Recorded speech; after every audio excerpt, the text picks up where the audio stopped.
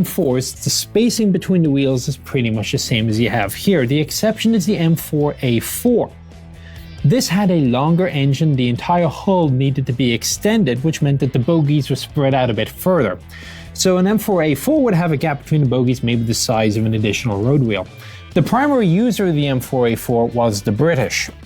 There was also the M4A6, but you almost never see any of those. As we move up a little bit, just forward there's a mount for either a radio antenna, or if there's no radio because there's not a command tank, a ventilator. And then we move to the sponson where much of the ammunition was stowed. This is actually in common with a lot of other tanks, despite the reputation that M4 had for burning. It was indeed the ammunition that was the cause, not the petrol.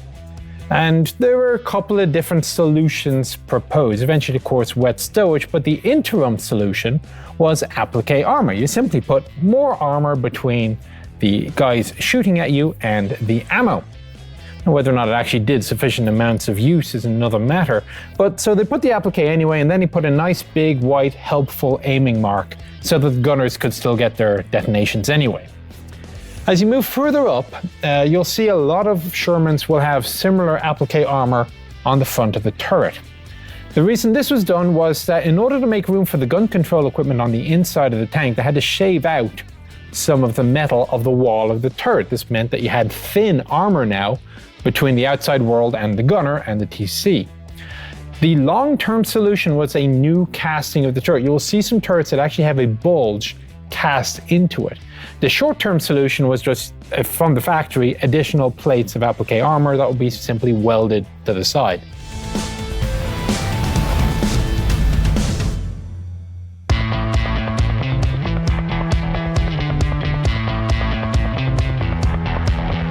So now we come to the back of the tank, where ordinarily I talk about track tension.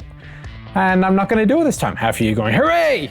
And the reason for this is exactly the same as you saw on the M3 Medium and the M10 Tank Destroyer.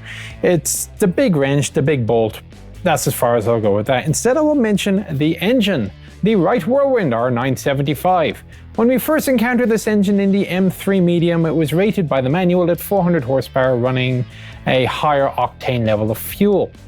In this installation, though, the manual rates it as only 350 horsepower running on 80 octane. Now, the engine had a couple of quirks. Now, the first one was its tendency to over-rev. I was talking with a driver of the time, and he said that the problem was, in times when you really needed the power, like somebody's shooting at you and you want to go somewhere really quickly, you didn't think too much about the engine. You just put your foot down, the engine would rev up, and then you had a good chance of blowing the engine. The other problem, being a radial engine, is that you have to hand crank the thing, because all the fluids, the oils, will all settle into the bottom cylinders and you end up with a hydrostatic lock. As a result, if you have a cold engine, you got to turn it over, hence turning over the engine. And to do that, you use the hand crank, which is simple enough. Insert it into this little hole back here. The M18 gun motor carriage, the Hellcat, had the same thing. Just feed it through, it hooks in to a little notch in there, and you can then start cranking 60 times before the engine is considered to be suitably rotated and you can start it up. Now, to give you a better idea as to what's going on back here, let's move over to the demonstrator model we have around the corner. So now we have the demonstrator model. You can see the aiming mark that's on the inside of the tank, and you can also see from the bar just how deep inside it is. Fit it into the notch, start cranking, you'll start seeing the radiator fans turning on the far side.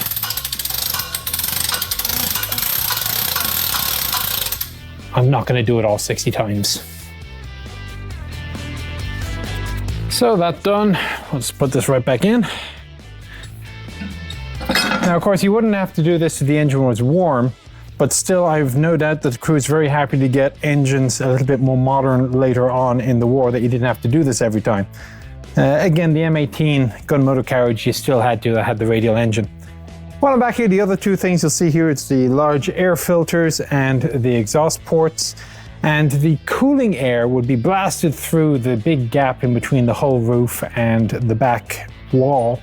It'll be deflected downwards right into the dust and dirt, just what you didn't want to have, signifying your position to anybody within miles.